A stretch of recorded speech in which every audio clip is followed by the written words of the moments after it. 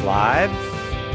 That music's a little bit weird, so it must be time for Weird Questions with Jimmy Akin. I'm Cy Kellett, your host.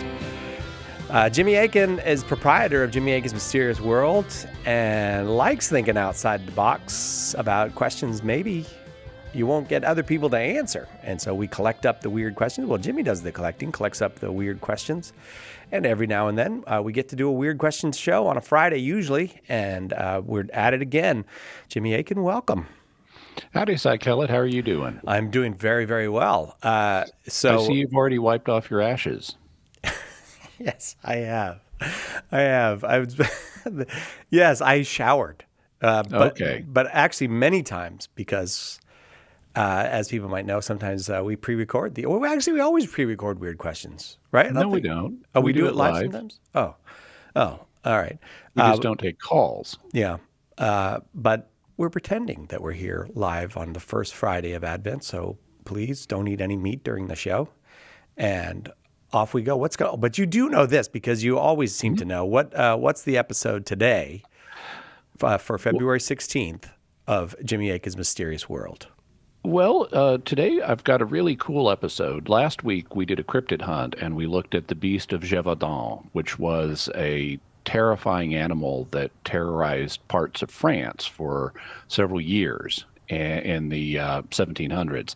And it was a very scary thing. It involved me having to read a lot of bloody accounts of what the beast did to people. And after that, I thought, I want to do something happy with animals, Okay, yeah. I want to do something that, like about pets and how much they love us. And so this week, we have an episode on pet telepathy. And there have been many, many people who have reported that their pets anticipate, for example, their returns. Like the dogs especially. Cats do it to some extent, but dogs do it more.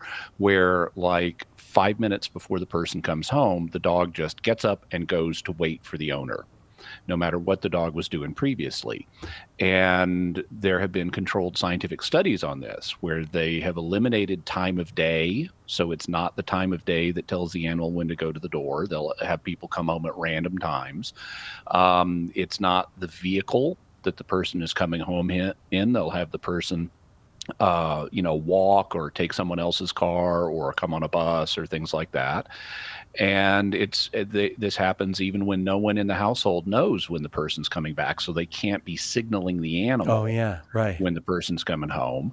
And so and what you do in a controlled scientific experiment is you eliminate all of the other possible factors you can think of, and they've done that, and yet a substantial percentage of pets, especially dogs, will anticipate when their owner is coming home. And we're going to have video footage in the video version of the podcast of that happening. Also, though, some animals, dogs and cats can't really talk. They can make noises, but they can't make words the way we do. But some pets can, like parrots. Oh, yeah. And there are parrot owners who have taught their parrots how to talk and even they're not perfectly grammatical, but form their own sentences. So this is not just repeating what they hear other people say. A trained parrot has a linguistic ability comparable to a 2 or 3 year old human. And there have been parrot owners who have reported, my parrot seems to know what I'm thinking, because I'll be thinking about something, and even though I don't say it out loud, my parrot vocalizes what I was just thinking. And so they tested that too. And we're going to have video footage of split screen where you see what the owner is doing and what the parrot is saying in separate rooms. And the owner is like looking at, as part of the experiment, they're looking at photographs, for 2-minute intervals, and then they're recording what in a different room the parrot is saying. And so you'll have the owner looking at a picture of a flower, and the parrot, whose name is Inkisi, is saying things like, "Oh, that's a pick of flowers. You've got to get pick of flowers. Why don't you get a camera, pick a flower?" Wow. And then she'll look at a picture of a guy talking on a phone, and the parrot starts making answering machine noises. and then says, "What you doing on the phone?" And That's wild. and then she looks at a picture of a couple in bathing suits walking down a beach, and so they're showing a lot of skin. And the parrot says, "Look at my pretty naked body. Look at my pretty naked body." Weird. That's so weird. Well, that will be a palate cleanser from the murderous French beast. Yes. That's very nice. All right, Psychic Animals. That dropped this morning, as a matter of fact, on Jimmy Akin's Mysterious World. Mysterious.fm is where you can find it, or just type in Jimmy Akin's Mysterious World on your computer, and it'll bring it to you. So they got to go to YouTube if they want to see the video. YouTube.com/Jimmy Akin. All right, it's time for some weird questions. And we'll start with Jennifer. Jennifer asked this: if someone died and went to purgatory, did their time, and went to heaven, but their family had them frozen using cryonics, and 1,000 years later, technology was able to, quote, bring them back, would they have to redo their time again in purgatory after they died again, based on current sins? Or would their reliving and dying again really mean they never died and would be dying for the first time and everything had to start over, purgatory time, etc.? Okay, well, if someone dies and gets their body is reanimated 1,000 years later, I'm going to say that's real death. So I don't think it's that they didn't really die. No, I think you really died.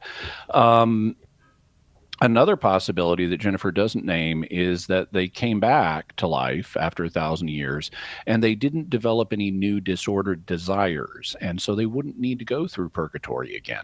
The way the church currently articulates its teaching on purgatory, its purpose is to free us from disordered desires that we have, which would hold us back from being able to be fully loving and so forth in heaven. And so that's a possibility that needs to be considered if you've done your time and had all your disordered desires purged. The truth is, of course, that nothing like this has happened, and so we don't really know the answer. It could be that when the body gets reanimated, it might have a new soul. If your soul went off to heaven and got ensconced in heaven, well, it could have a new soul, and that new soul might have disordered desires that need to be purged. Or it could be that the original soul comes back, and when that happens, it might develop new disordered desires that need to be purged after its new life. Or it could be that it doesn't develop disordered desires and so doesn't need to be purged all over again. The weirdest of those to think about when you first encounter it is, the idea of how could a different soul come back? Or how could a different soul be in someone's body?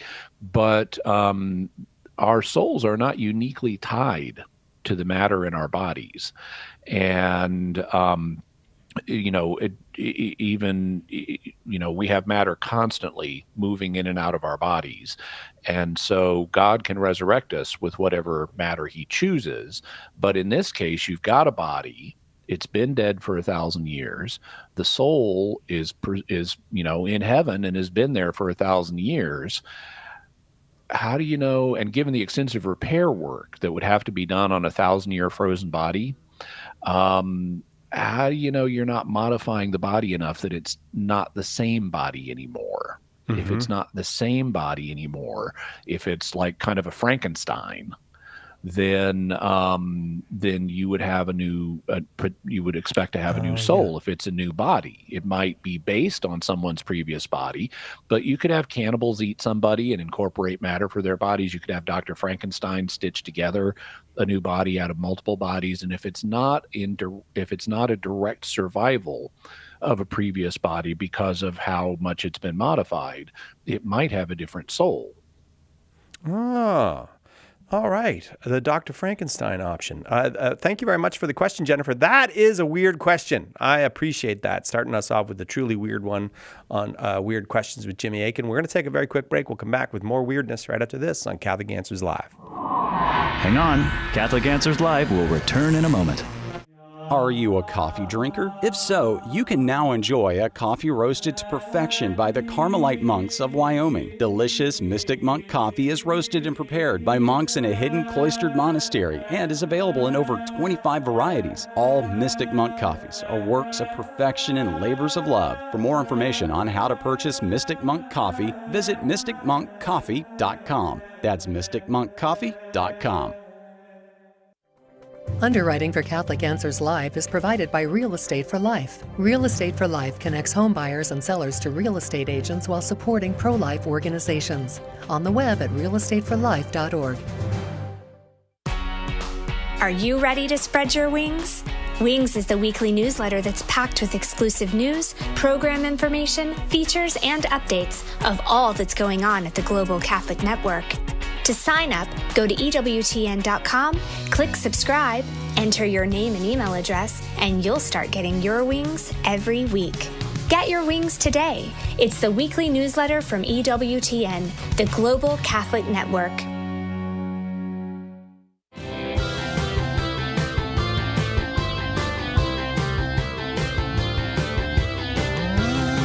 Welcome back to Catholic Answers Live. It's Weird Questions with Jimmy Akin on Catholic Answers Live. So if you gave up fun for Lent, you got to turn off the radio now because this is a fun episode that we do. Let me just invite you once again to come to the Catholic Answers 10th Annual Conference. Learn from me, the parables, sermons, and conversations of Jesus Christ. Plan to be with us September 26th through 29th as we welcome some of the nation's most brilliant, eloquent, and engaging Catholic speakers as they share the good news of Jesus Christ and his church. Dr. Scott Hahn and Kimberly Hahn will be there. Dr. Ray Garendi will be there. Father Sebastian Walsh, Billy Junker, Father Paul Check will do the radio show live from there.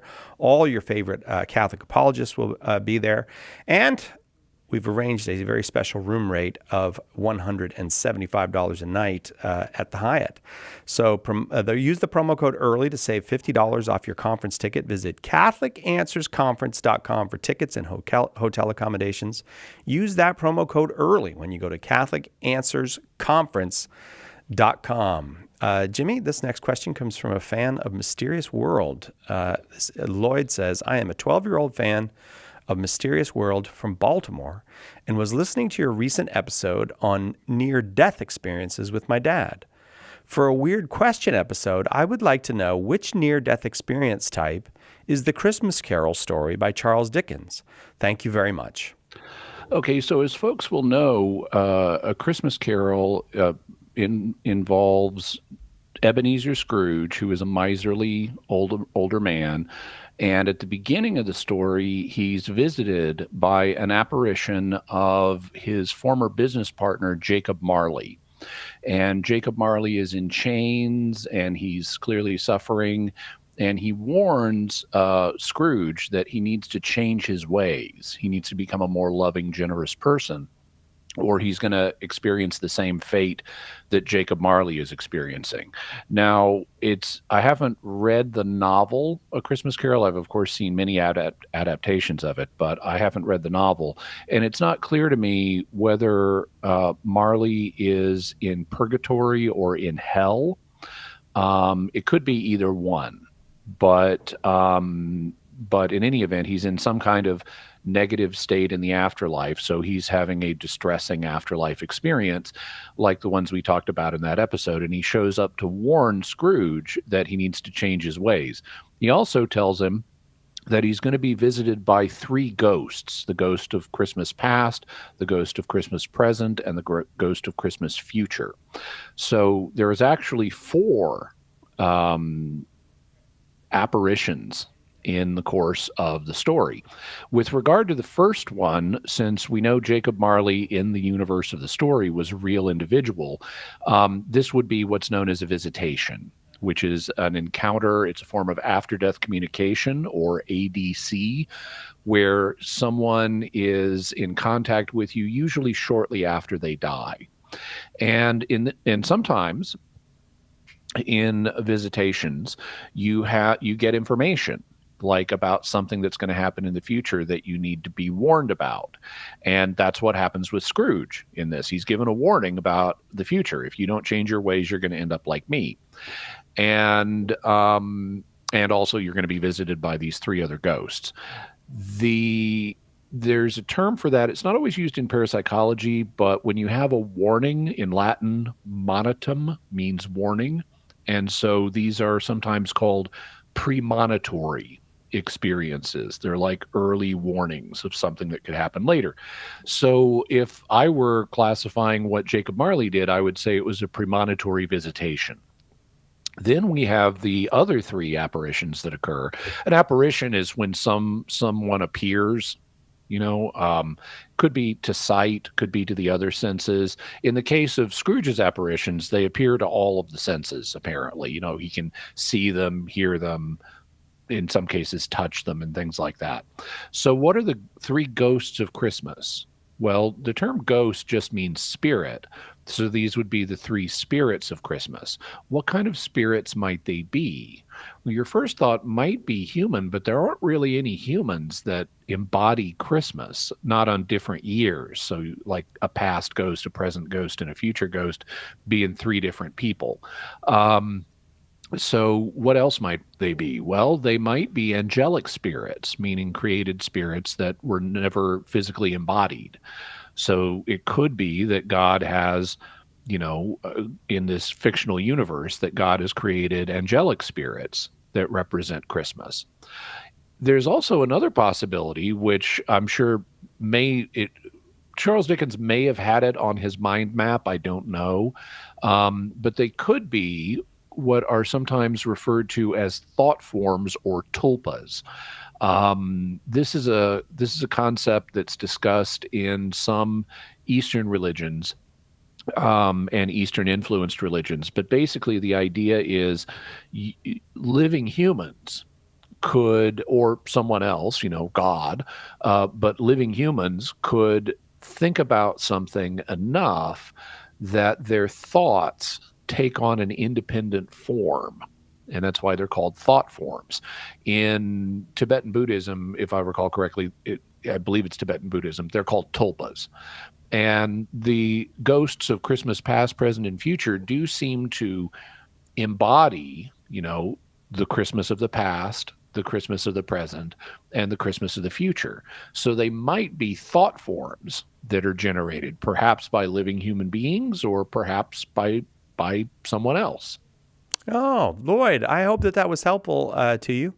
A 12-year-old fan of Jimmy Akin's Mysterious World, and look forward to getting more questions from you in the future, perhaps. This one comes from Curtis.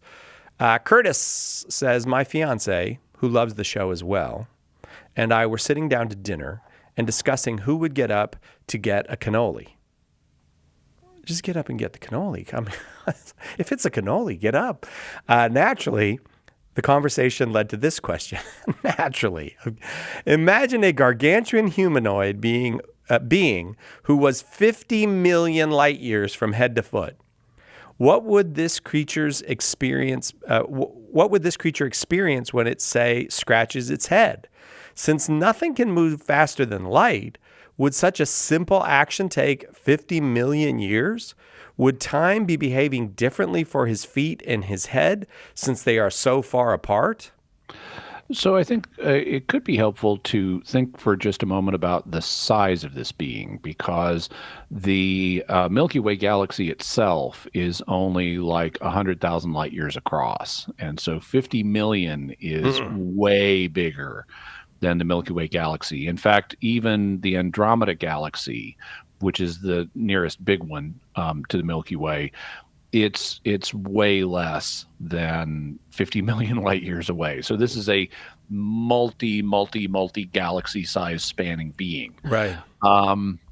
Now, when it comes to time, it's not that time would move different at its head and at its feet because of their distance. Distance itself doesn't really influence time. What does influence time is, or one of the things that influences time is mass. And so this would be an absolutely massive being, assuming it has the normal body density of, say, a human, which is a little bit more than water. Okay, so if it has mass, if this being has mass, it's going to have a center of mass. And that center of mass is going to be midway, if it's humanoid, it's going to be midway between its head and its feet. And so, being in a gravity well where there's more mass, that slows down the passage of time. So actually, if this being is eating cannoli, then the cannoli would enter in the head and travel down towards its stomach at the center of mass, and time would slow down towards the center of mass because of all of the extra mass of this creature being there. Time would actually run the same at its head and its feet, but in the center of its body, where the center of mass is, time would slow down. So you would find time dilation effects happening in a being of this nature.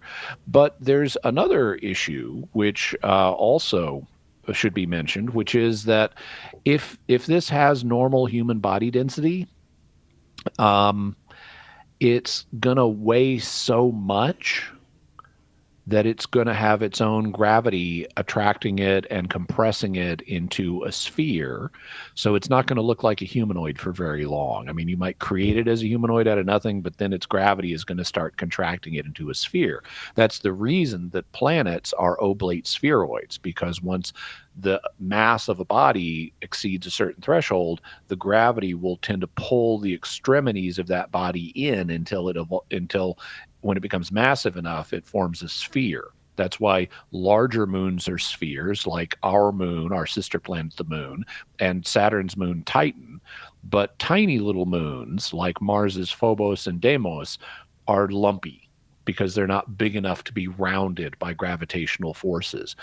And there's another issue, which is that when you have enough matter compacted into a sphere, and we've got tons of matter here, because remember, the original size of this thing was 50 million light years, way bigger than entire galaxies.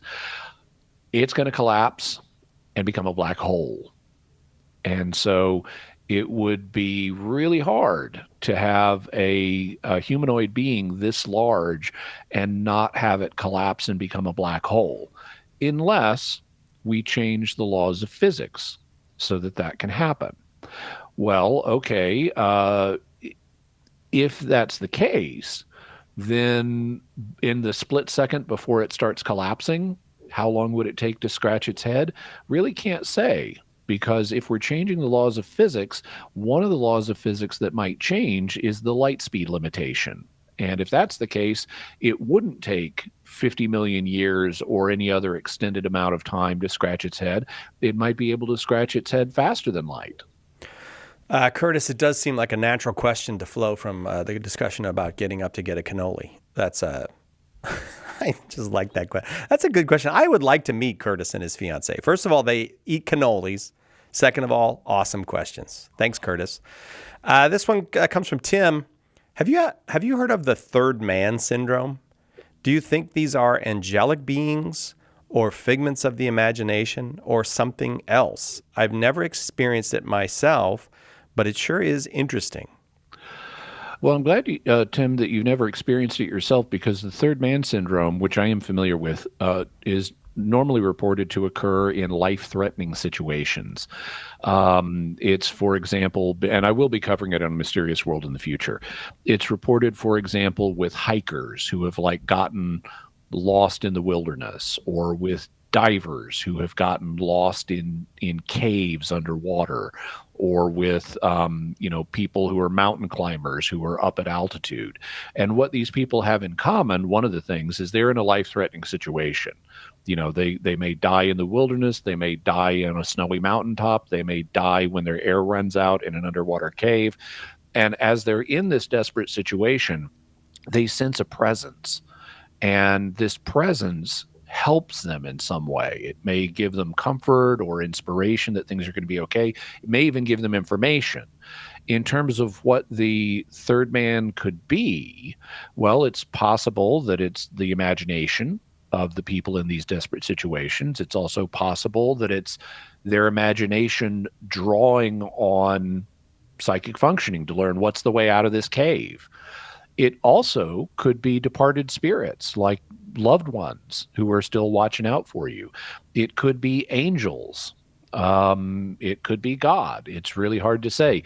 The third man, when he shows up, tends not to give a lot of information about himself, although sometimes people have impressions of what the third man is like. But it's a very interesting subject, and I'll be covering it in the future on Mysterious World. Tim, thank you very much. Any chance that it's aliens or demons? Well, there's always a chance. All right. Demons, though, won't tend to help you. Oh, that's true. That's true. Unless they've got something sneaky up, like trying to rope you into worshiping them or something. Tim, thank you for that third man syndrome question. A lot more weirdness to come. Jimmy Akin is our guest. Weird questions with Jimmy Akin is our topic. And there's the weird music. We'll be right back with more after this on Catholic Answers Live.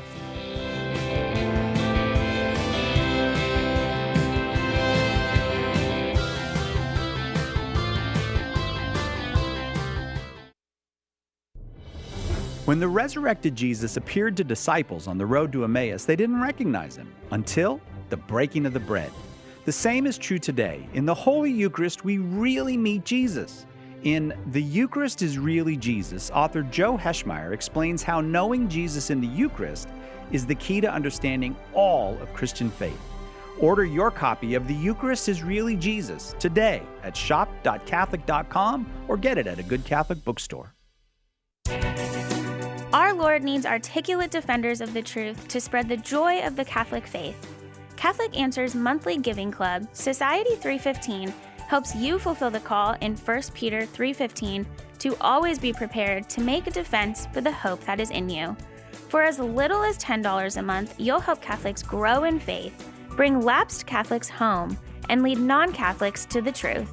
Go to casociety315.com and join today. Is relativism dead? It sure seems dead. Each day, new moral demands are made and they are presented to us as absolutes. Everything, from transgender ideology to physician-assisted suicide, is presented as a moral good that all right-thinking people must accept. But Catholic Answers' own Carlo Broussard says look deeper, and you will see today's moralism is just relativism dressed up in new clothes. Carlo's eye-opening book, The New Relativism, shines a light on how the sacred moral teachings of this age cover up a deep denial of moral truth. Order your copy of The New Relativism today at shop.catholic.com and be prepared to defend the truth against aggressive relativism.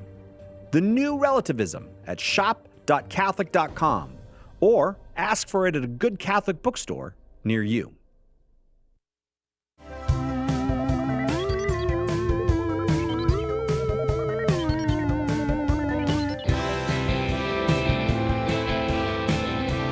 Welcome back to Catholic Answers Live on this first Friday of Lent. I hope you are having a wonderful Lent so far.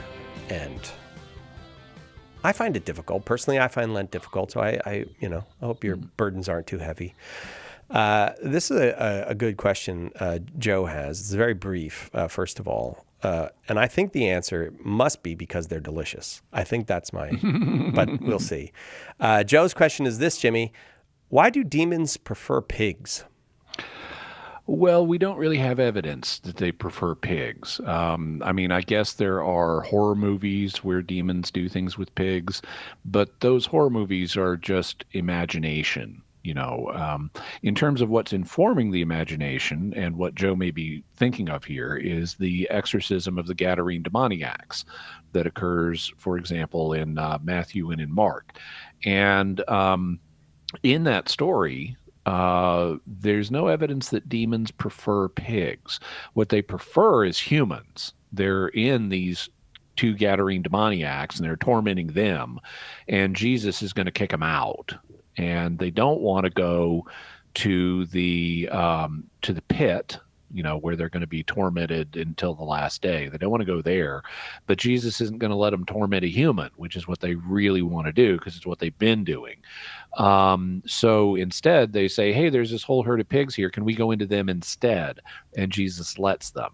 And so the pigs are not something the demons prefer here. They're just a backup plan. They'd rather go into the pigs and torment them than go to hell and be tormented there themselves. Joe, I hope that's helpful to you. Thank you very much for that weird question. Last season on Strange New Worlds, there was an episode, Star Trek Strange New Worlds. There was an episode where it's not a transporter accident, but it's kind of like one. Spock's Vulcan genome gets edited out of him for an episode. Oh, yeah. So he's like fully human. And he's still got all of his Vulcan memories, but he's got the biology and more of the impulses of a human. And he's hanging out with Captain Pike, who's cooking bacon. Mm-hmm. And Spock just starts chowing down on the bacon. Yeah. It's like rapidly. And Pike is like, Mr. Spock, maybe you want to ease up on the bacon a little bit. And he says, maybe you want to slow down a little bit. And Spock says, slow down. I'm making up for lost time. I have to say, though, for First Friday in Lent, we've discussed cannolis and bacon now. I mean, we're making it hard on people. You can have cannolis on a Friday in Lent. Yeah, that's true. That is true. Joel. Unless they're bacon-wrapped cannolis. Oh, come on. That sounds so good. I wonder if there's any... No, I got to stop thinking about this. All right, Joel, this question comes from Joel's 10-year-old. How would the world change if we could teleport? Well, it would depend on how easy it is to teleport. If it's really hard to teleport, then the world wouldn't change that much. But if it's easy to teleport, like it is on Star Trek, well, then people would get from one place to another much easier and quicker than they do now. We wouldn't, for example, need airplanes or ships or trains or cars or bicycles to go anywhere. We could just teleport to wherever we wanted to go and we would arrive instantly. And so could our cargo. So we wouldn't need, planes and trains and trucks and things like that to move goods to market. You wouldn't have to have like those big, 18-wheelers rolling stuff up to Walmart. You could just teleport the stuff wherever it needed to go. And that would have the effect of increasing the efficiency of our economy because you wouldn't have to pay for all of that transportation and you wouldn't have to have people waiting for the goods to show up at market. In fact, you wouldn't have to pay for delivery because they could just beam it to your home. And so it means that we'd be able to do business without a lot of transportation to and from different places. And that means because our economy is more efficient, the prices would go down because you don't need to pay for all that transportation anymore, assuming teleportation is, basically free and easy. Now, that means some people would be put out of work because if you're a truck driver or an airplane pilot, nobody needs you to do those services anymore. But the way they look at that on Star Trek is people are freed up to do other things. And so, people could transition from one job to another, which is actually, the way that it's always historically been. Before we had cars, we needed a lot of people to care for horses because we used horses for transportation. So you need horse breeders, you need horse grooms to care for the horses, you need people to build barns to put the horses in, you need people to grow hay and harvest the hay and bring it to the horses so they could eat it. And all those jobs went away when we got automobiles. But then the people who used to care for horses, they transitioned to new types of jobs like building cars and building gas stations and things like that. So whenever you have a new technology, it causes what's sometimes called creative destruction. in the economy. There's a destruction, like some of these old jobs are going to go away, but it's creative because there are new opportunities that are opened up. And the same thing would happen if we got a cheap and easy teleportation technology. There also would be risks that we would have to deal with, because if you have teleporters, especially ones like on Star Trek where you can just teleport to anywhere, you don't need a receiver. Oh yeah, right. It's not like a telephone. You don't need a receiver on each end. If you've got a teleporter device, you can just beam people wherever you want to go. Well, you know what you could do with that? Beam a bomb to wherever they are. So there would be new security risks, and we'd have to figure out a way how to deal with those security risks, because if terrorists got their hands on a bomb, they could beam it anywhere they wanted, and we wouldn't be able to catch them unless we develop a counter strategy to deal with those things. Thank you for that question, 10-year-old, Joel's 10-year-old. I appreciate that. I'm going to get to work on my field damper so that people can't teleport bombs to my house. Chase wanted to know this. Do we all share one intellect, as the philosopher Averroes claimed? Averroes. No. All right. Yeah. Sorry. His name in Arabic is like Ibn Rashid, but in Latin they called him Averroes. Okay, so this is an idea that gets explored periodically. In fact, recently I read a book by a researcher named Larry Dossey, who proposes something kind of like this, although even he doesn't go so far as to say we've all really got one intellect. I find the claim very implausible, and for several reasons. The first one is some of us clearly know things that other people do not. I know, for example, what I've got in my refrigerator. I'm pretty sure Cy Kellett doesn't, not with any degree of specificity. I know cannolis and bacon. Other than that, I have no idea. Not in my fridge. Oh, okay. No cannolis. Similarly, I don't know what's in Cy Kellett's fridge. So I know things Cy Kellett doesn't. Cy Kellett knows things I don't. And that would suggest that Cy Kellett and I have different intellects. We've got different minds. But you might say, well, okay, maybe the intellect is something that operates on a different level than simply bits of knowledge. You could say, well, I have different bits of knowledge and Cy has different bits of knowledge. But that's kind of like, if you've got a spreadsheet on a computer, I mean, Cy and I could both be using the same spreadsheet, and like we could both be using Microsoft Excel, let's say, and we just fill in the data differently in my version, but we're still using this common application. We're both still using Microsoft Excel. So what about the idea of us? We could vary in terms of what specific items of knowledge we have, but we might be running the same basic application on a deeper level, and that could be the intellect we share in common. Yeah, so there's some problems with that too. This is the second of my major problems with this idea, which is that some people just seem smarter than others. And I'm not going to make a comparison here between any two particular people, but I like cannolis. Cannolis are fine. Okay. But, some people are smarter than others, and that would suggest they're not simply running the same application. And so whether you conceive of intellect as involving particular bits of knowledge, some people obviously have different knowledge, or whether you're thinking of it in terms of mental ability, some people have more mental ability than others. And therefore, in terms of both content and ability, it seems like our minds or intellects are different. That's not to deny that they might not be networked. There might be some kind of network connecting our minds, even telepathically. And that's one of the things that Larry Dossey was writing about. But they do appear to be different minds. And for further discussion of all that, I'd refer you to St. Thomas Aquinas's critiques of Averroes.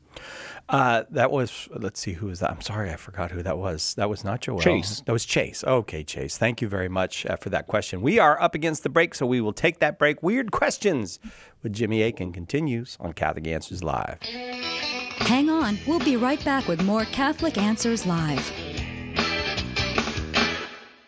The Catechism defines evangelization as the proclamation of Christ and His gospel by word and the testimony of life. But what does that look like in real life? It looks like St. Paul street evangelists out in the public square, sharing the good news. We're a Catholic nonprofit that starts conversations by handing out free sacramentals. Then we employ our method of listen, befriend, proclaim, and invite. Catholic Answers is supported in part by St. Paul Street Evangelization. Visit streetevangelization.com to learn more.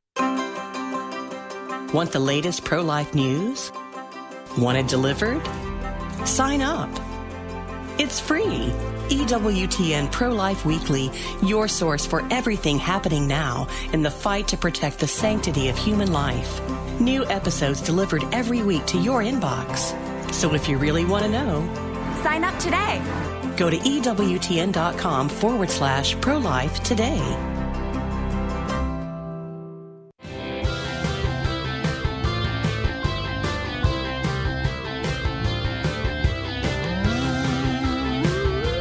Welcome back to Catholic Answers Live.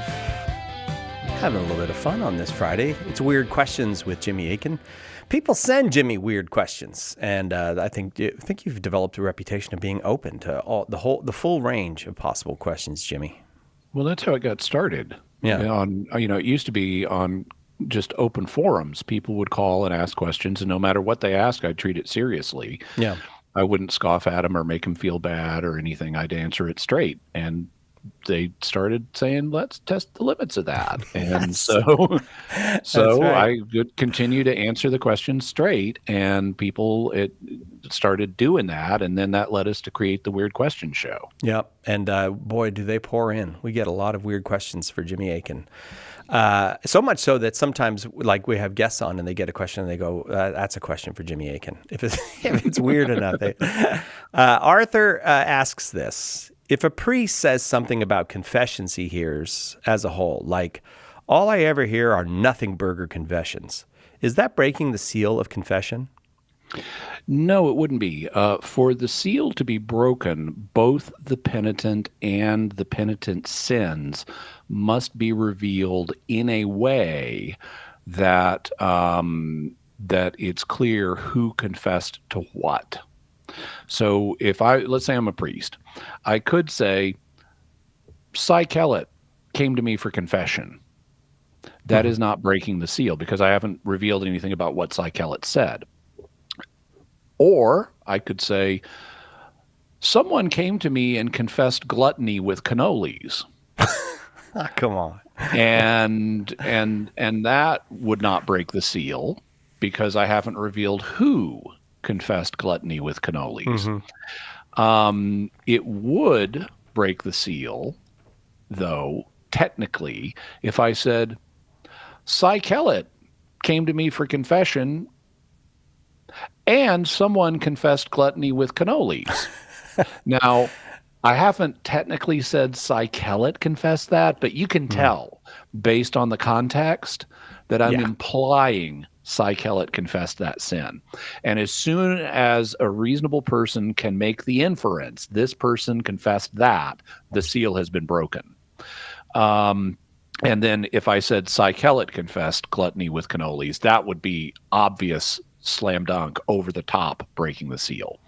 But the real threshold is, would a reasonable person be able to infer that this individual confessed to that sin? If a reasonable individual can make that inference, regardless of how the information is communicated, it doesn't have to be speech. It could be in some other way. I could say, someone confessed gluttony with cannoli to me, and I'm pointing at Cy Kellett. Oh, yeah.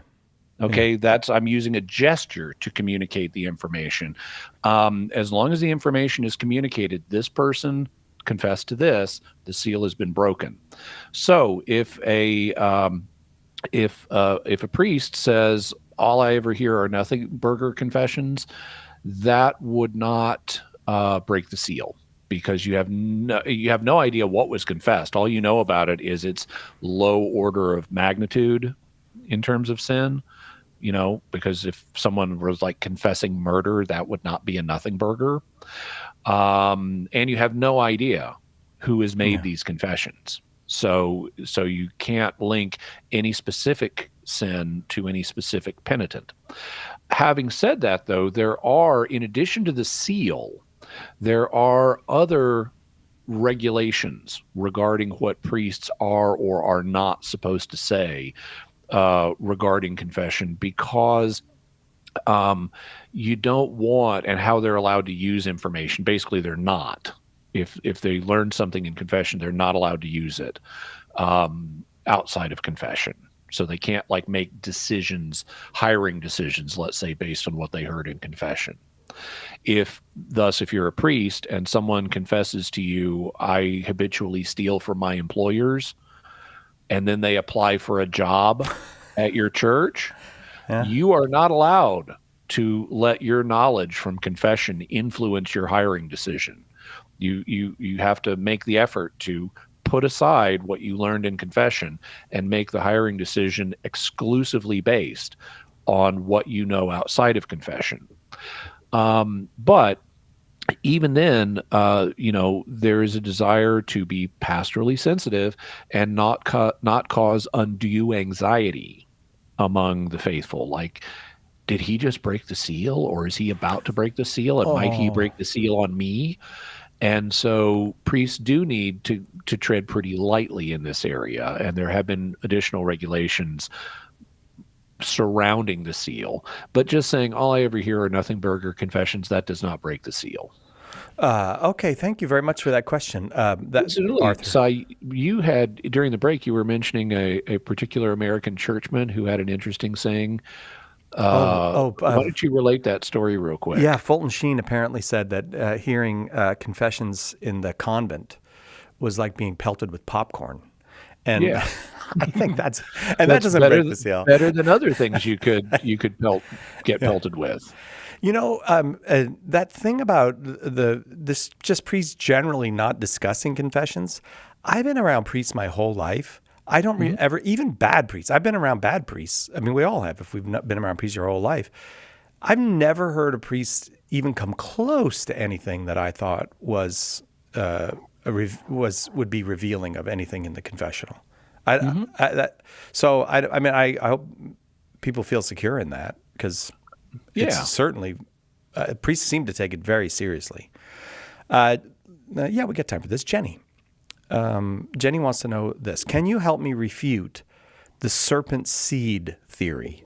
My parish Bible study leader claims Eve was seduced by Satan, and that was the real original sin. That Cain literally was fathered by Satan, and that his children are the bad people of the world because Satan is literally their father. He also says that Cain and Abel were fraternal twins by different fathers. Well, there's a bunch there, and it's not all directly the serpent seed theory, but one thing that is flatly wrong in what you were told is that that original sin was a sexual act, especially between Eve and the devil. That is not what original sin is. The church's understanding of original sin is that it was an event that's depicted in Genesis as our first parents eating from the tree of the knowledge of good and evil. That's what it is. It's not a sexual act. And so that's one problem.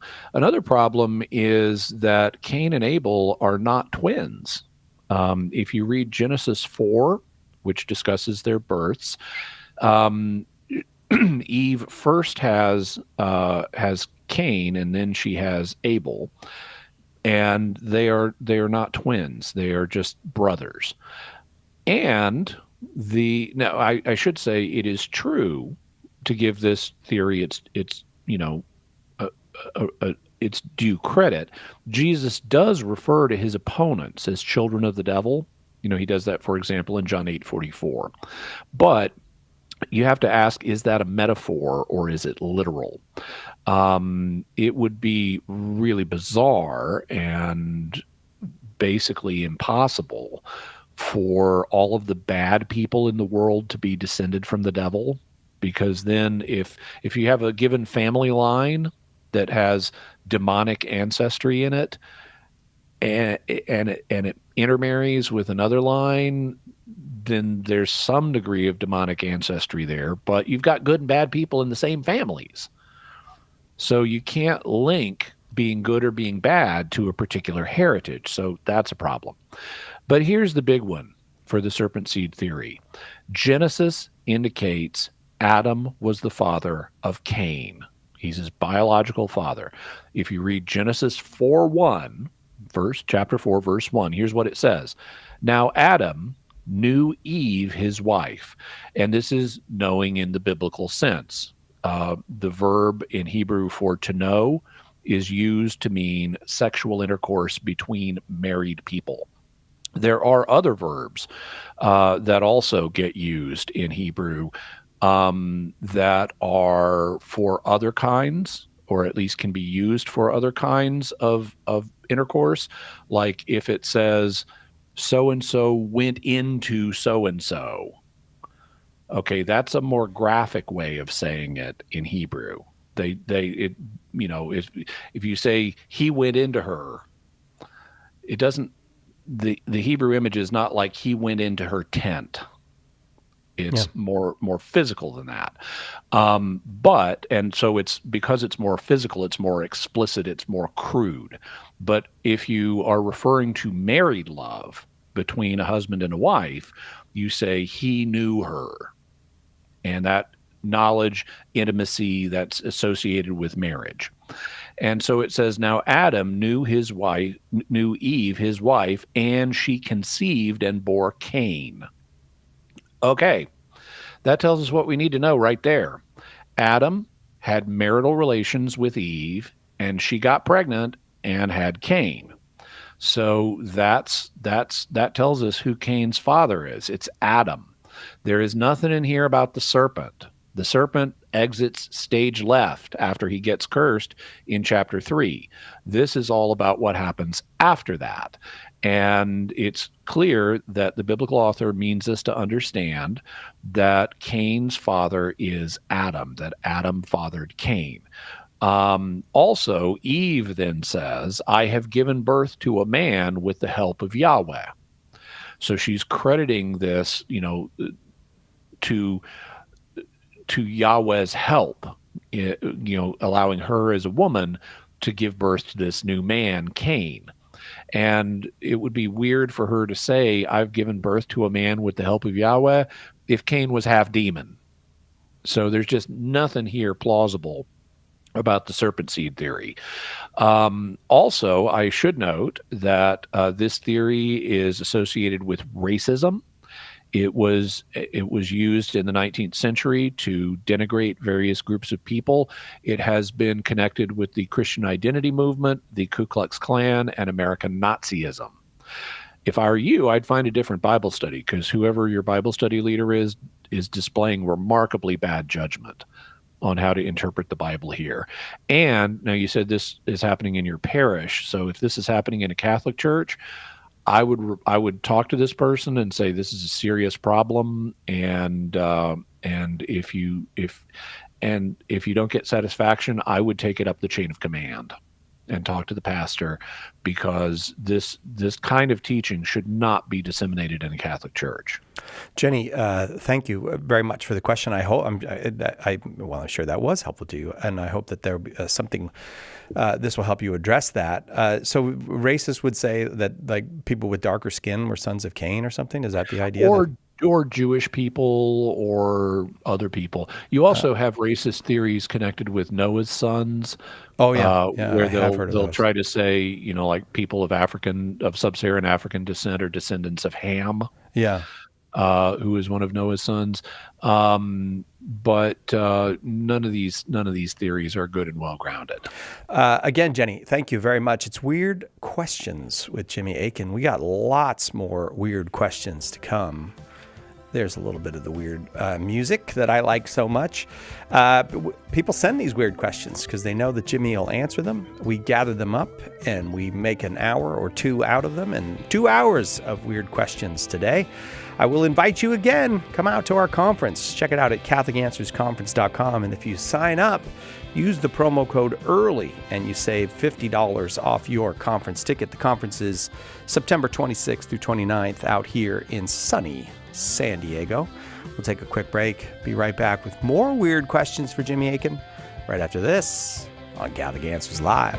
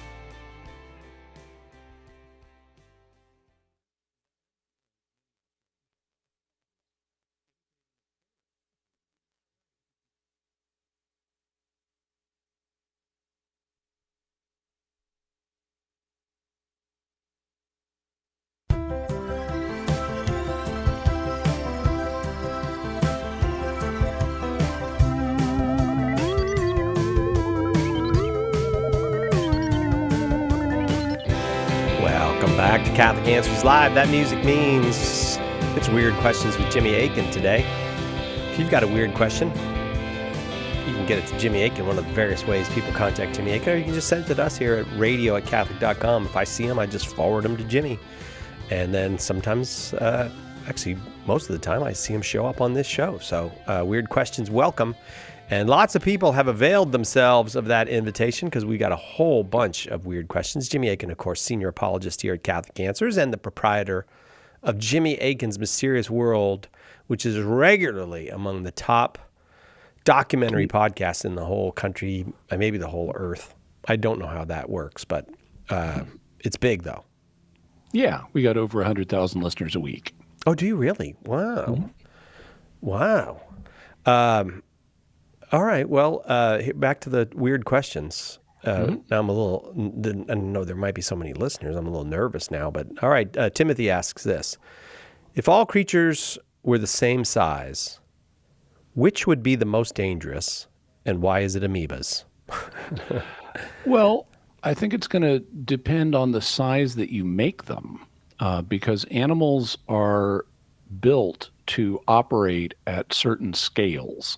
This is often pointed out, for example, like, how in the 1950s they had all those movies like The Beginning of the End and Tarantula, where you had a creature that's normally very small, or them, like a spider or an ant or a grasshopper, blown up to giant size, and they become a threat to humanity.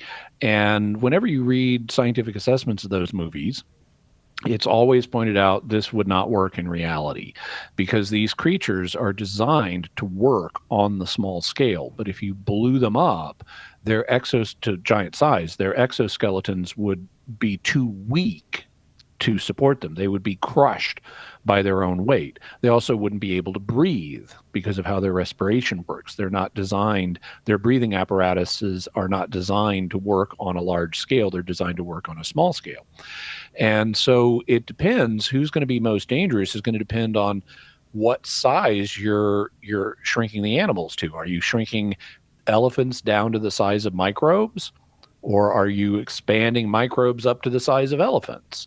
What are you using as your frame of reference for how big you're going to make them, and that's going to affect the answer, because if you expanded amoebas up to the size of elephants, they wouldn't be able to move. They would probably just burst because their cell membrane is not designed to have the surface tension needed to contain tons of plasma. And so they'd probably just pop once you got them up to elephant size. On the other hand, if you shrunk an elephant down to the size of an amoeba, it's not going to function well at that size. It's not designed to swim around and function on that level. It's going to be very clumsy. It's going to be easy prey for things that are designed to function on that level, like amoebas.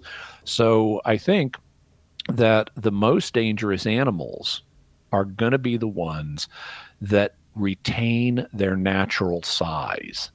If you make an animal bigger than its natural size, notably, or smaller than its natural size, you're going to be taking it out of its operational comfort zone. Whereas if you have elephants shrunk down to the size of humans, well, okay, the human's going to have the advantage. If you have amoebas expanded up to the size of humans, well, humans are going to have the advantage. Whatever animal retains its natural size in this scheme is probably going to be the more dangerous animal, as opposed to animals that have been dramatically changed in size, either up or down, who are not designed to work at the target scale. Timothy, thank you for the question. Appreciate it. This one comes from Robert. I once read a really cool writing prompt that involved rogue Swiss guards time traveling to rescue Jesus from Calvary. What would be the ramifications if such a mission were successful? Would humanity be doomed? Would Jesus find a way back to Jerusalem around AD 33 and resume his mission? Would the guards be culpable of sin? Or is it in fact a fixed point in time that no time traveler can reach? Okay, well, we should mention a fixed point of time is, as the term is commonly used, is not one that is unreachable, but one that is unalterable.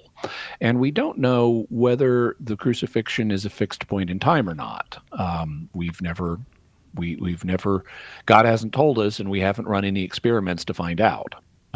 So we don't know what would happen if such a mission occurred.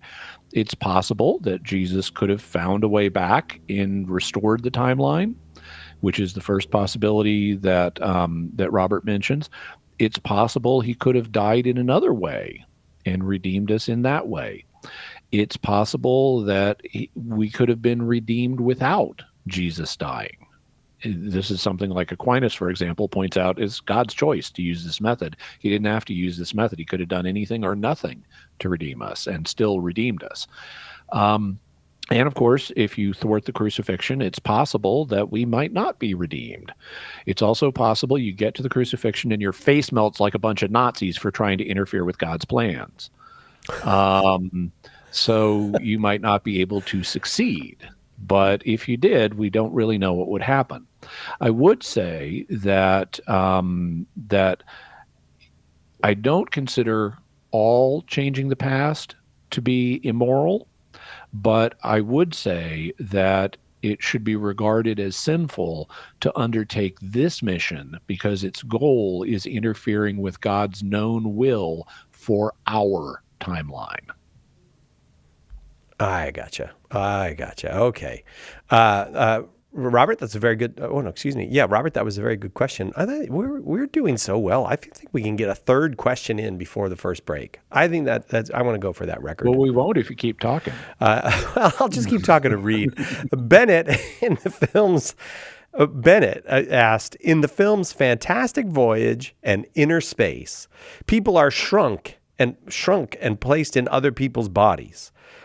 If it was a Sunday and the host went to Mass, would that count also for the Sunday obligation of the miniaturized humans, presuming they had an obligation? Would it be any different if it was the Doctor Who episode, Let's Kill Hitler, where they are shrunk inside a shape-shifting android? Okay, so in both of these scenarios, it would count to fulfill your Sunday obligation. The minimal conditions in canon law for fulfilling your Sunday obligation or Holy Day obligation are being present at Mass and being conscious. So you can't just go and sleep. You need to be awake. And those are the minimal conditions. So other conditions like being able to hear or understand or see what's happening are not required. Otherwise, deaf and blind people would never be able to fulfill their Sunday obligation if seeing and hearing what's going on is required. Similarly, needing to know the language is not required. Lots of people for loads of time would go to, say, Latin Mass who didn't speak Latin, and they fulfilled their obligation. So you don't need these other things. Just being present and being conscious are what you need. And so such conditions would seem to be met if you're shrunk down to tiny size and injected into a normal person, like in Fantastic Voyage. And they would seem to be fulfilled if you're shrunk down and put in a shape-shifting robot, like in the Doctor Who episode, Let's Kill Hitler. All right. And we did it. That's 3 questions before the first break. Let's take that break. Be right back with more weird questions with Jimmy Akin right after this on Catholic Answers Live. Stay with us for more Catholic Answers Live.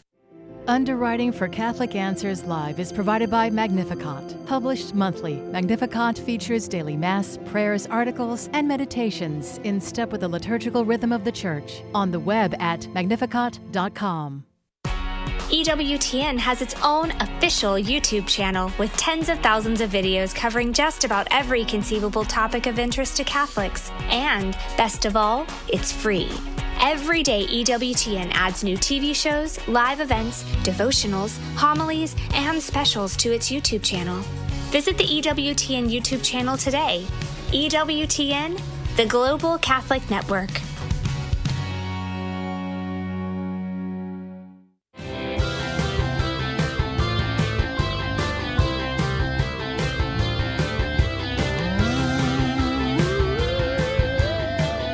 Welcome back to Catholic Answers Live. Jimmy Akin is our guest, which is an awful good thing because today's topic is Weird Questions with Jimmy Akin. I am Cy Kellett, your host. I get to read the questions that have been sent in, and this one comes from Peggy.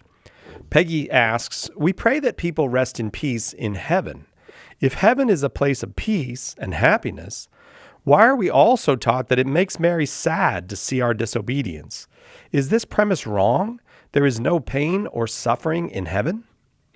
Well, okay, so Peggy says we are also taught that it makes Mary sad to see our disobedience. Taught by whom? This is not something you're going to find in church documents. You're not going to have an encyclical from the Pope saying it makes Mary sad in heaven to see this. This is something that you hear like maybe parents say or teachers say or, you know, people who do children's programs at church say, but it's not church teaching. What is church teaching is that that heaven is a place of peace and happiness. And the book of Revelation says there's not going to be any more crying or sadness or anything like that in heaven.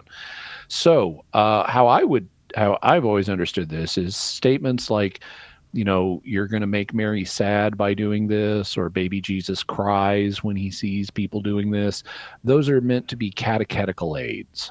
They are meant to help educate people in what they should not do by giving them an emotional hook to help them understand the negative nature of the action they're performing. It's such that it would make Mary sad or would make baby Jesus cry if they were not in the happiness of heaven.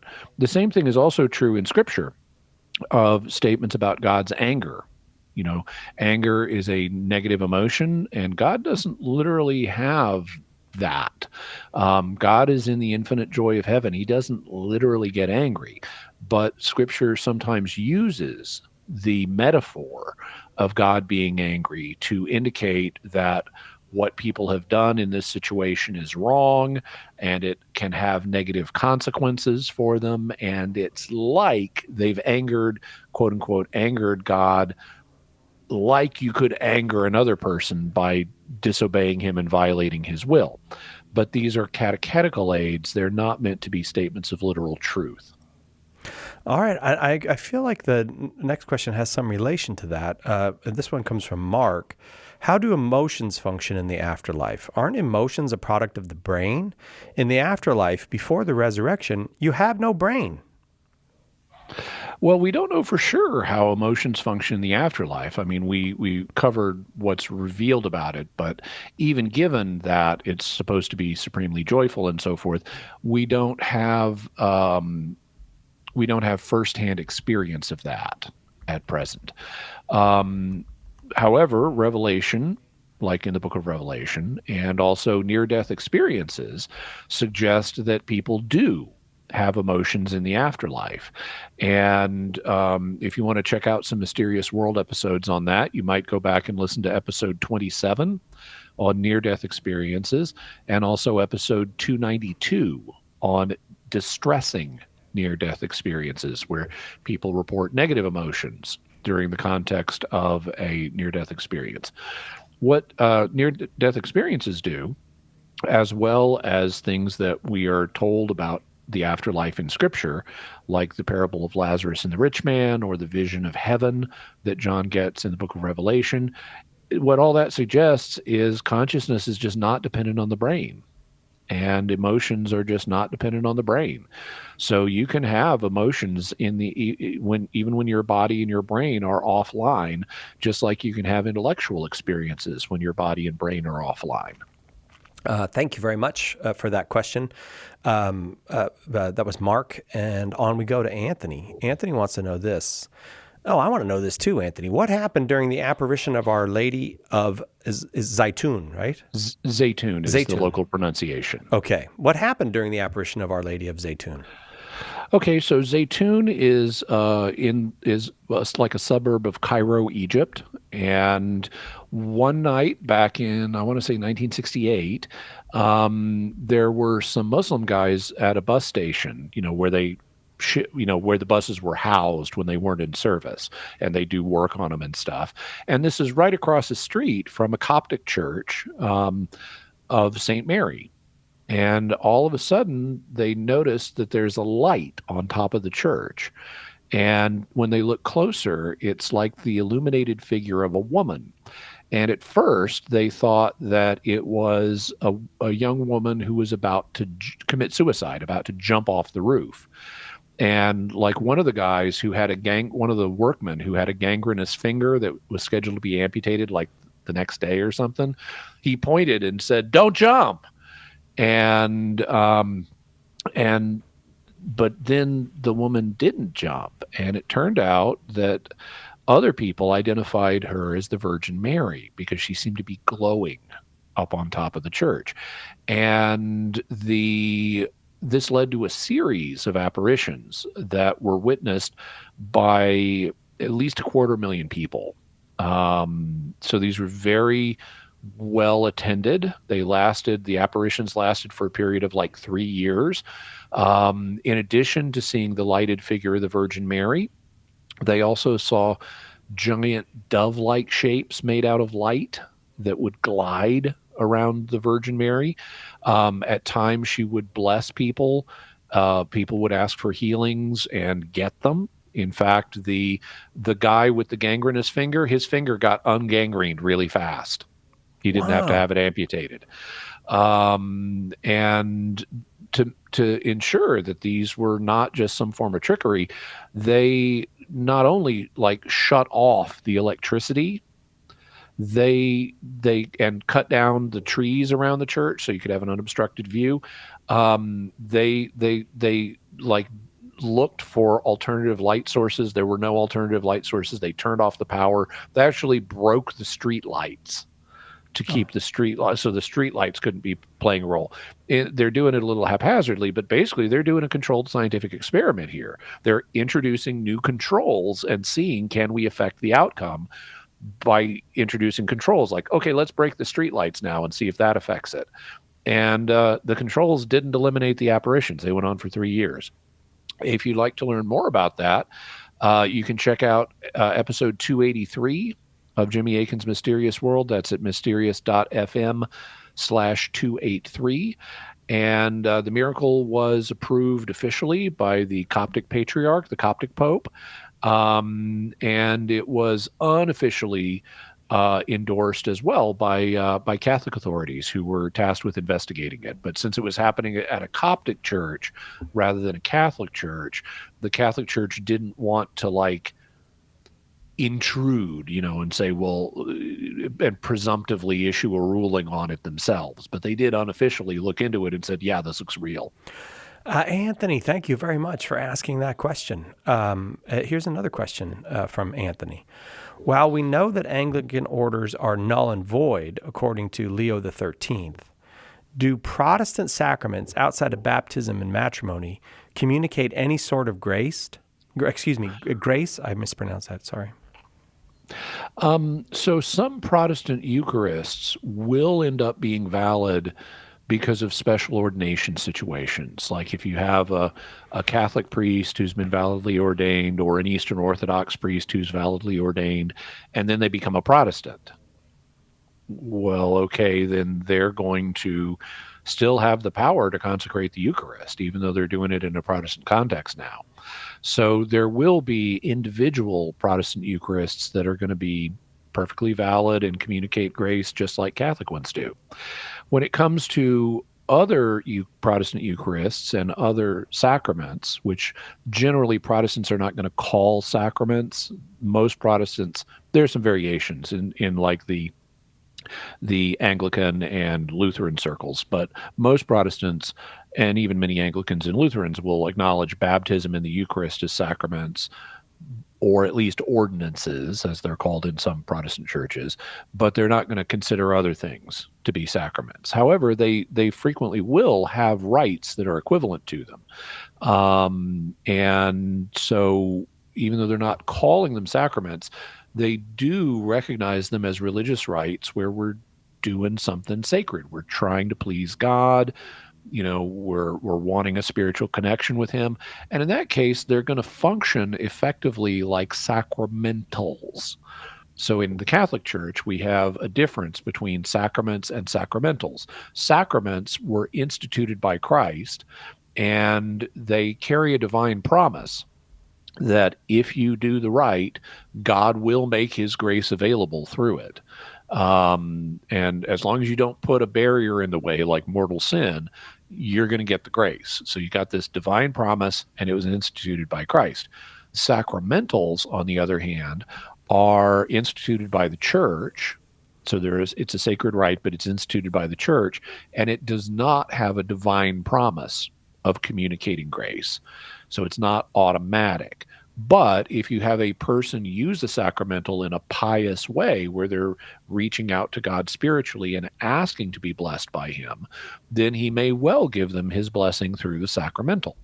And so basically, Protestant sacraments that are not valid are going to function like sacramentals because the people are still reaching out to God spiritually and hoping to be blessed by him. And God can still be pleased by their action and bless them through this effective sacramental. Thank you very much for that question. Now we got a Star Trek question. I always like when we get one of these. Anthony asks, in Star Trek, how do some phrases in other languages not get automatically translated, like Qapla'? Would you need to mentally have the intention to speak Klingon in the one instance, or is there something else going on? Okay, so Psychelic, do you happen to know what Qapla' means? It seems to me that it's something negative, but it's a Klingon.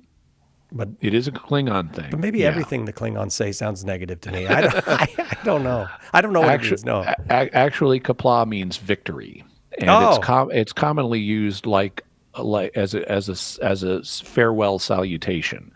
So if you're sending your buddy away, you wish him victory. Qapla'. Oh, gotcha. Yeah. Okay. So, and they don't, even though they translate most of what Klingons say, they don't translate things like Qapla' or select other phrases. And the same thing is true of Romulans and so forth. The truth is, this is an inconsistency in the show writing. The writers want two separate things. They want the exoticness of hearing words in an alien language, but they also want the vast bulk of what the aliens say to be perfectly intelligible to the English-speaking audience. And to explain the latter, they have come up with this concept known as a universal translator, which appears to be a device that is maybe stored in the ears of the people, although they're not real clear about this. It looks like Ferengi at least store the universal translator in their ears, and it mechanically translates the languages that you're interacting with. This is different than the TARDIS on Doctor Who or the Babel fish in The Hitchhiker's Guide. Both of those operate telepathically. But the Star Trek's universal translator seems to be just an advanced version of Google Translate. It's purely mechanical. It's presumably run by artificial intelligence. And so they've explained why, at least kind of explained why the aliens on Star Trek all seem to speak English. What they have not done is give us an explanation for individual words and phrases like Qapla' that are left untranslated. So they simply haven't tried to explain that on the show. But there are a number of possibilities, including momentarily shutting off the universal translator so that what you say doesn't get translated.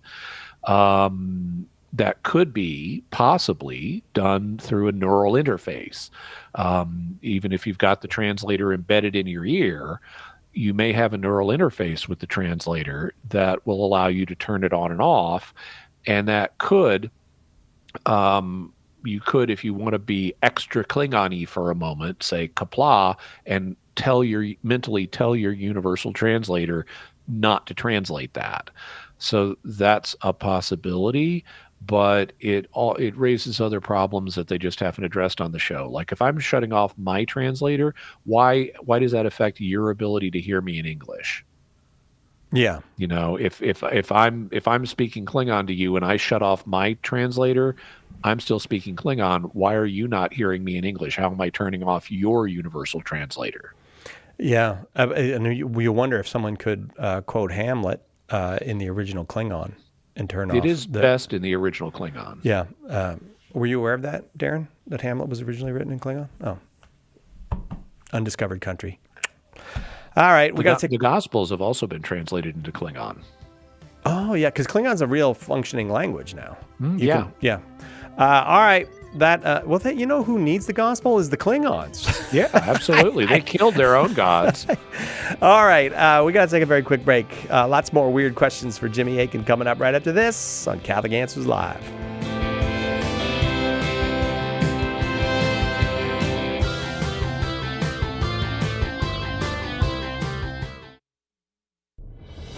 When the resurrected Jesus appeared to disciples on the road to Emmaus, they didn't recognize him until the breaking of the bread. The same is true today. In the Holy Eucharist, we really meet Jesus. In The Eucharist is Really Jesus, author Joe Heschmeyer explains how knowing Jesus in the Eucharist is the key to understanding all of Christian faith. Order your copy of The Eucharist is Really Jesus today at shop.catholic.com or get it at a good Catholic bookstore. If you're not a Bible scholar, the full message of how the Sunday Mass readings fit together can be tough to comprehend. Apologist Carlo Broussard is here to help. Join Carlo every Friday for the Sunday Catholic Word podcast. In each episode, he unpacks the scripture readings for that Sunday and brings them all together so you can better understand and defend the faith. Visit SundayCatholicWord.com to subscribe. That's SundayCatholicWord.com. Want to get right to the core of Christ's saving message? Want a roadmap for living the life Christ calls you to? It's time to look again at the Beatitudes. In his new book, Heart of the Gospel, How the Beatitudes Show Us God's Plan for Happiness, Father Sebastian Walsh demonstrates compellingly how these 8 declarations make up the foundation, the essence, and the final goal of Jesus' teaching. Heart of the Gospel illuminates the scriptural passages from which we get the Beatitudes, explains the significance of their wording, their order, and their timing in Jesus' ministry. And it draws out edifying parallels and connections with salvation history and the lives of the saints.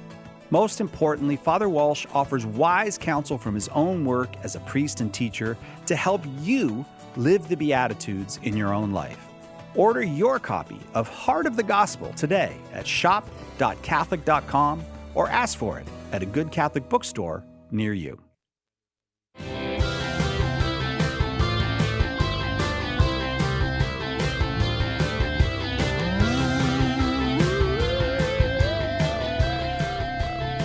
Welcome back to Catholic Answers Live. I am Cy Kellett, your host. Jimmy Akin is our guest, and it's a Weird Questions with Jimmy Akin this hour, and last hour as well, if you want to go back and listen to that. These weird questions come from all over the place, but they find their way to Jimmy, and then we collect them up and do a show with them, and this one comes from Tamara. Would the Church permit samples of DNA to be taken from the canonized saints so we could trace our saintly relatives? Well, it's so normally decisions are made when you say, would the church permit this? The church doesn't have any law against it. So it would really be an administrative decision on the part of the individuals that are responsible for caring for the bodies or relics of a particular saint. For example, in it's not Prague, it's Dubrovnik. In the former Yugoslavia, they have a relic of Saint Blaise, the throat guy. Mm-hmm. And so if you went to the bishop of Dubrovnik and said, could we take a DNA sample of Saint Blaise, he'd have some questions like, how much are you going to take? Because they're not going to want to damage the integrity of the relic they have. But it's like, oh no, we just need a little moist swab, and that'll give us all we need. Well, he might say yes to that, but this is going to be a series of decisions made by different individuals unless the Pope chooses to intervene and issue a church-wide law on this subject. But at present, the church doesn't have any church-wide law on this subject, so the decision would be made by the individual custodians of the relics of the canonized saints. Now, in order to get the data for a saintly DNA database, you need to convince the custodians that you have a legitimate reason for wanting the DNA samples, and and not just a reason, but a good reason. And at my thought at present is not many of the custodians would think letting people trace their connection to saintly ancestors they don't presently know about, or saintly relatives they don't presently know about, that's not gonna be a sufficient reason in the mind of most of them for allowing the disturbance of saintly relics. Having said that, though, as DNA tests have already begun to be less intrusive than they used to be. You need much less material to sequence someone's DNA than you used to. And as they become more familiar and more regular for people to have them, you could have a change of attitude on the part of the custodians of saintly relics. And at some point, maybe someday, you might have such a saintly DNA database. But at present, I don't think it's very likely. Thanks for the question, Tamara. I appreciate that. It's Weird Questions with Jimmy Akin, and this one comes from Matt. I just had the chance to see Sister Wilhelmina in Missouri. I would love to know your opinion on incorrupt saints. I'm not sure what to think. Pretty close to Fayetteville, too, so you could make it a day trip if you haven't already. Yeah, in fact, they've had at least one like a one-day pilgrimage up to Missouri to view the remains of Sister Wilhelmina. For people who may not be familiar, she was a nun, and I forget if she was a foundress of her house, but she lived up in western Missouri, and just north of where I am in northwest Arkansas, and her remains were discovered to be remarkably free from corruption, even though they'd been exposed to dirt and water and things like that in the intervening time. And today they have them, under glass to preserve them and so forth. And I do plan to go up and visit and even do an episode of Jimmy Akin's Mysterious World about Sister Wilhelmina and other saints with incorrupt bodies. I don't at present have any kind of generalized opinion about incorrupt saints because I haven't done a ton of research on them at this point. There are cases of reported incorruption that are not as dramatic as often thought. When you hear someone's remains are incorrupt, you think, oh, they're just like they were when they were alive. Mm-hmm. Yeah, not always. They may not have rotted in a visible way, but they don't necessarily look exactly like when the person was alive. And there are natural phenomena that can result in incorrupt-like results. For example, one of the classics that's been around for thousands of years and has been known about for thousands of years is dehydration. If the remains are in a place where they are effectively dehydrated, they will mummify. That's how the Egyptians got the practice of mummification.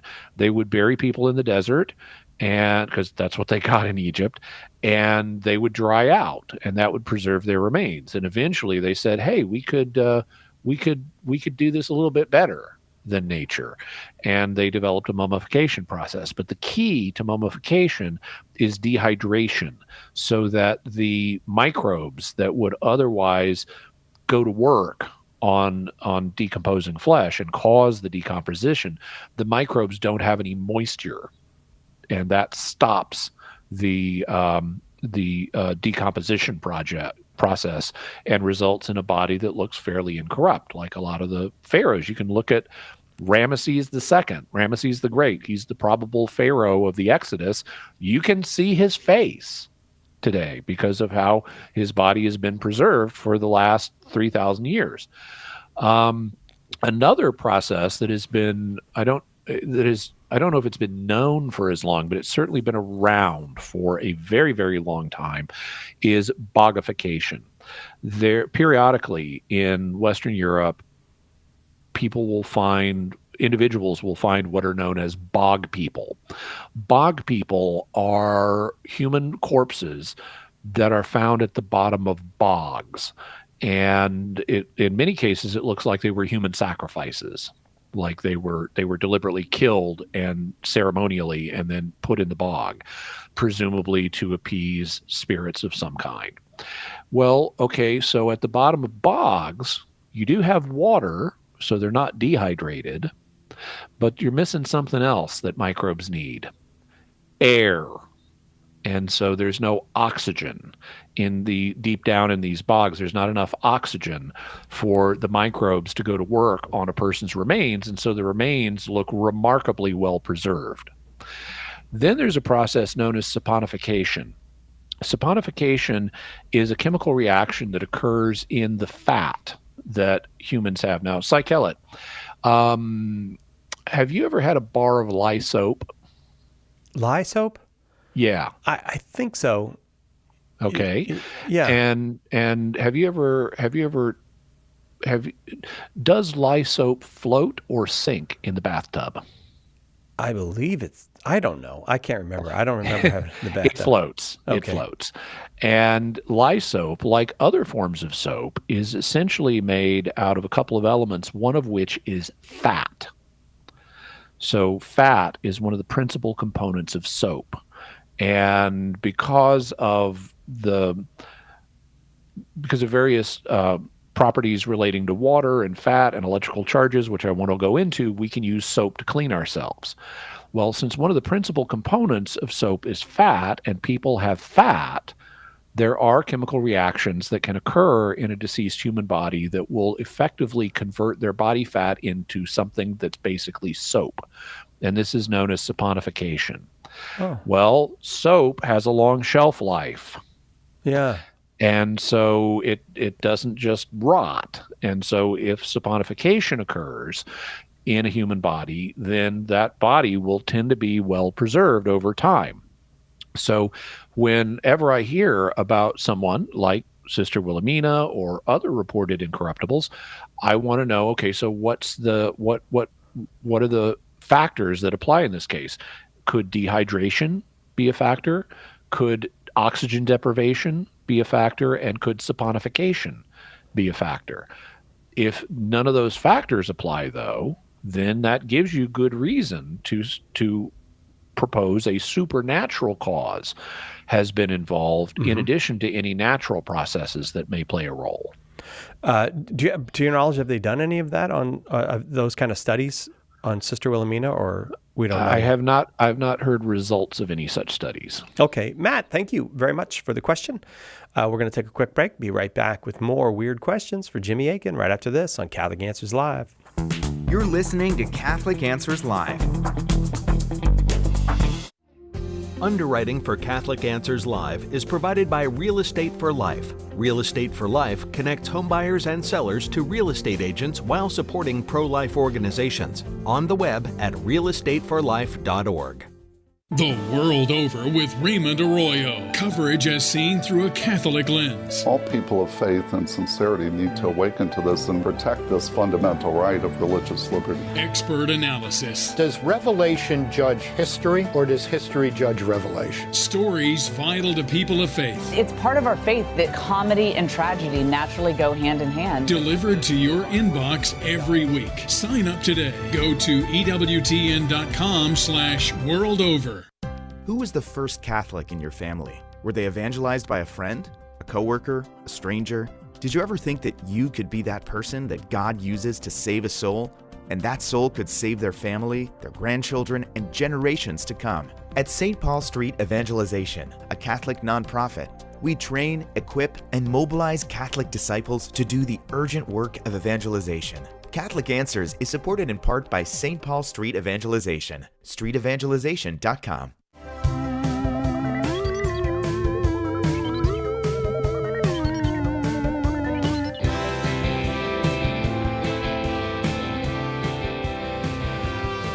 Welcome back. Catholic Answers Live. Jimmy Akin, our guest. Our topic, weirdness. Weird questions for Jimmy Akin. This one comes from Dan. Jimmy, can guardian angels be assigned to more than one person? Well, we don't know. I wouldn't exclude the possibility because, I don't know what the limits of angels are.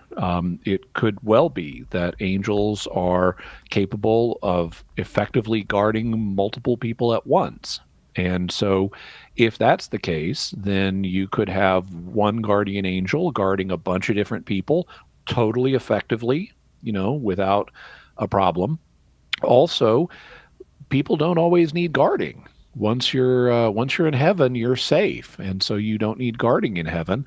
And your former guardian angel might not have a lot to do and might get reassigned to another person. So either synchronically, meaning at one time, or diachronically, meaning across multiple times. I can imagine a guardian angel guarding multiple people. What I'm confident of is that God will make sure everybody receives a good degree of guarding, regardless of whether it's with one angel or guarding multiple people or just you, or he might even swap them out. They might go on leave, and they might have a rotation of assignments. You might not have the same exact guardian your entire life, but God will make sure you get the guardian you need. Dan, thank you very much. I wonder where angels go on leave. Florida. Heaven. Probably. Oh, heaven. Oh, okay. Almost the same thing. Terry asks this. Neanderthals and Denisovans were sufficiently like us that our ancestors interbred with them. Yep. In spiritual terms, do we consider them to be as human as we are because they were so close to us physically and in some aspects culturally? Did they suffer from original sin? Okay, so the church has no teaching on this. So all of this everything I'm about to say is just informed speculation. Neanderthals and Denisovans were not on the mental map of the author of Genesis. And so divine revelation in the Bible is silent about Neanderthals and Denisovans and what their relationship to us is. The Bible does present us with an account of the origin of mankind that indicates that human beings are created by God. We're willed by him. We're endowed by him with certain attributes and so forth. And we turned away from him as a species very early in our history, which explains human sin down through history. And so you can, if you go by the biblical vision of man, you could refer to this as biblical man in the sense that the authors of the Bible understood man. But that doesn't tell us about these different human subspecies. Now, we have some human sort of subspecies today. We call them races. So, you've got different variations on humanity among the different races, Caucasians, Africans, Asians, and so forth. Kind of like you've got different breeds among dogs. You have in a given family, family characteristics are passed down, and races are basically like big families. And of course, we can interbreed because we're all the same species. Well, what about these other humans that were slightly different than us, a little more different, like Neanderthals and Denisovans? Well, because they're not the races are on the mind map of the author of Genesis. He knows about different races, and he considers them all human. And so, Adam and Eve are the parents of all humans. There's nobody that's part of the human family that is excluded from that common lineage in the biblical author's mind. So we're all humans. We're all children of our first parents. But he didn't know, the author of Genesis didn't know about Neanderthals and Denisovans. So he doesn't give us any information about, are they part of the human family, or are they a separate creation, or what are they?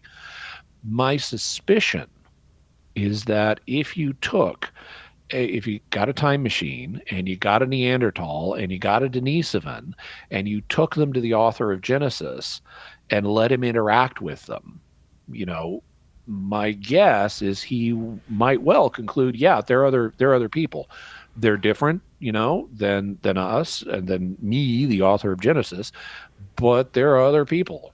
And if they're other people, then I would say they fit within in the author of in the mind of the biblical authors. If they met them, then I would say we have a presumptive case that they are part of biblical man, and thus there would be a case that they have original sin just like we do, which I think also we have evidence for anyway, since they seem to live lives based on the archaeological evidence that were nasty, brutish, and short and involved a lot of violence.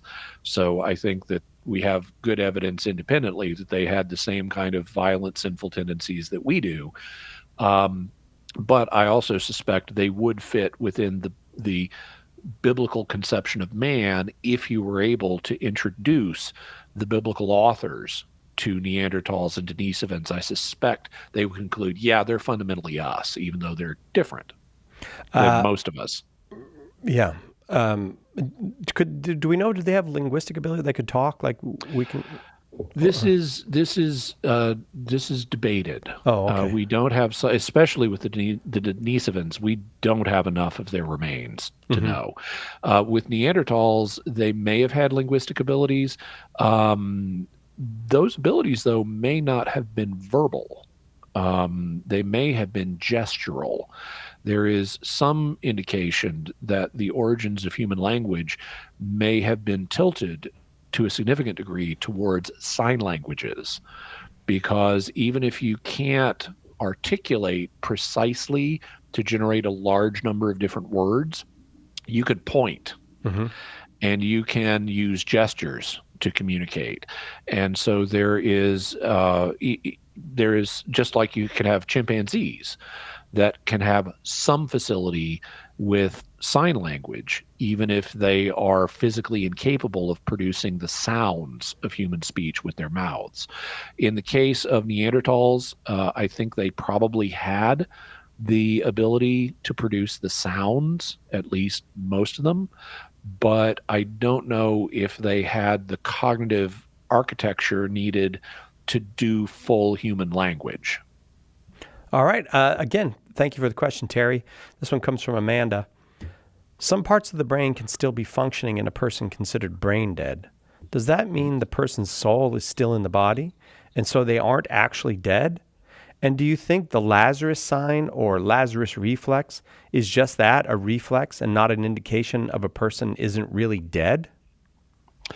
Okay, so personally, I am concerned that brain death is not an adequate criterion for physical death. It is commonly treated as one, but I just have a lot of suspicions in this area, and I'm not convinced that brain death is an adequate criterion for determining physical death. The soul, or some kind of soul, may still be present in the body. Now, here we get into an interesting discussion from the Middle Ages about philosophy.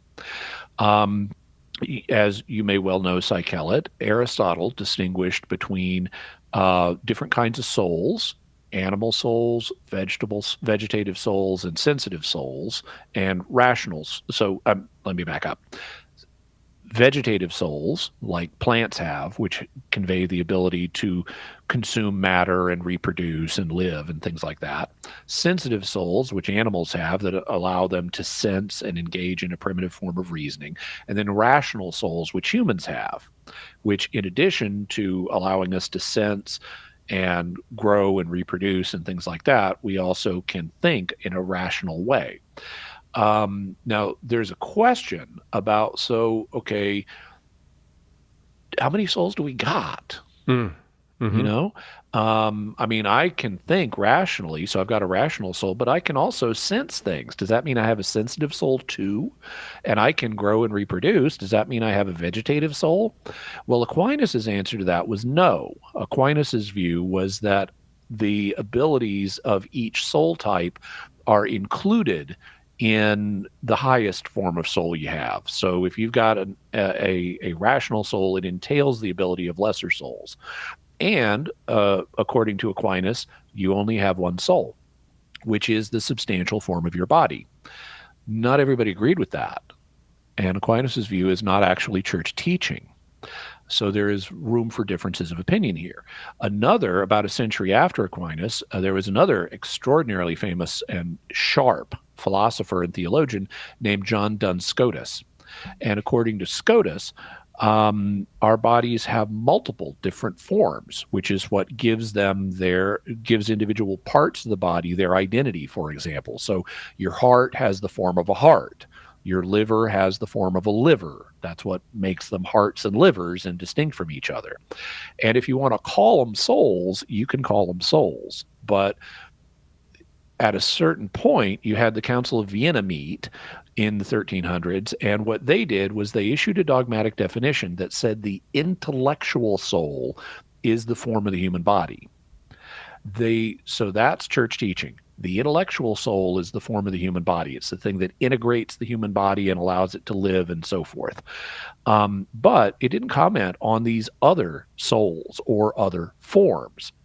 So it didn't teach Aquinas' view that we only have one soul or only have one form to our bodies. It left room for the Scotists and their views. But to keep from getting into trouble and causing confusion, thereafter the Scotists didn't really refer to like the form of your heart as the soul of your heart. They called it a form but it's the same thing. Okay. Basically, it's a soul or a form. You can call it either one. So it's possible that the body has multiple forms or multiple souls, even if they're not called that. The intellectual soul is the one to rule them all. It's the one that governs the entire body. But you could have other ones, and that leads to what happens in out-of-body experiences.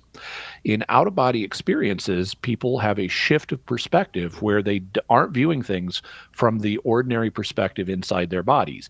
They may, for example, be up at the ceiling looking down on their bodies, or they may go to some distant location out of body. And there's a debate in parapsychology about, does anything actually leave your body when you're having an out-of-body experience? Some out-of-body experiencers said yes. There's a famous one in the 1980s named Alex Tannis, and he referred to his mental self that could leave his body as Alex 2. So he would send Alex 2 to go view some remote location. But he was very convinced my soul is still in my body, because if it wasn't, I would die. But he viewed Alex 2 as a little part of him he could split off. Other out-of-body experiencers, like Graham Nichols, who's still alive, still with us today, is of the opposite view, says nothing leaves the body. You're just remotely viewing other locations. So if someone is brain dead, there might or might not be other things besides the soul that could be keeping the body running. Near-death experiences similar. Something seems to be leaving the body. So it's ambiguous exactly what's running the body and does stuff leave it or not. But to deal with Amanda's question, I'm not at all convinced brain death is an adequate criterion. When it comes to the Lazarus sign, that's a reflex. If you manipulate a brain dead person's head, their arms may come up and cross their chest, kind of like a pharaoh. And despite my skepticism on is brain death an adequate criterion, the Lazarus sign could just be a reflex. It may not indicate that the person's soul is still there. I need to study that more. Amanda, thank you for that question. That brings an end to the Weird Questions with Jimmy Akin. Jimmy, thank you for 2 really enjoyable hours. My pleasure. And I hope you have a blessed Lent. Likewise. And that does it for us. We'll see you next time, God willing, right here on Catholic Answers Live.